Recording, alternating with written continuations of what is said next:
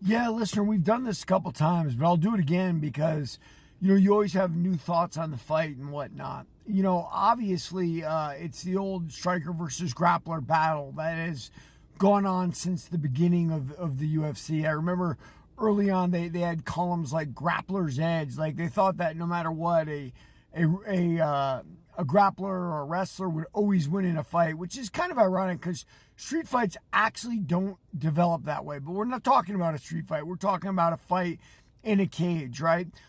Look, it was very clear that O'Malley hurt Merab really badly in the fifth round with a front kick right to the sternum.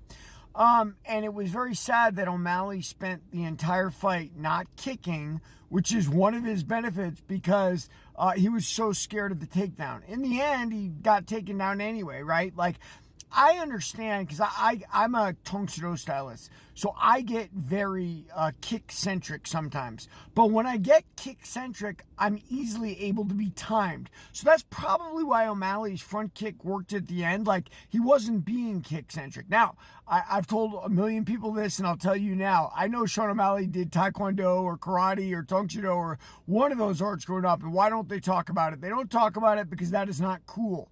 In this country, we take little kids to karate and taekwondo and whatnot.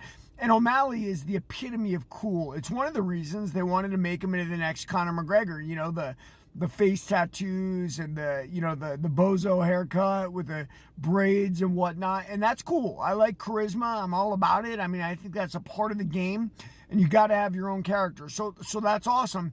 At the same time, when you're fighting, you can't go so far away from your base that you lose it. Now, when I'm at my best, when I strike, I intermix my boxing with what essentially are my Muay Thai and karate kicks together, right? Because it's very confusing to people.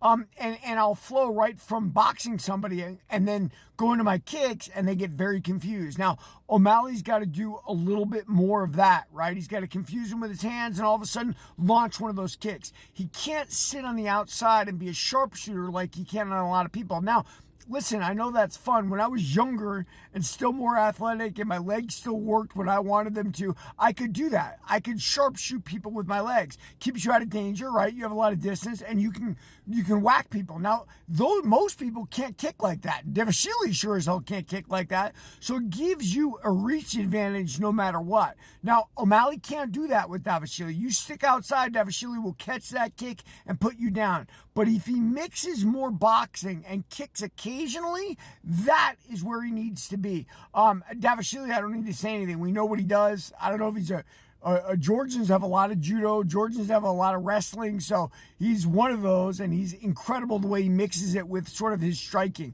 His striking is very weird, but MMA creates those things by having its rule set the way it does. So Dvalishvili's striking actually works, even though it's so bizarre. I can't wait for the fight, listener, and we'll see what happens. Read my book, Warrior of the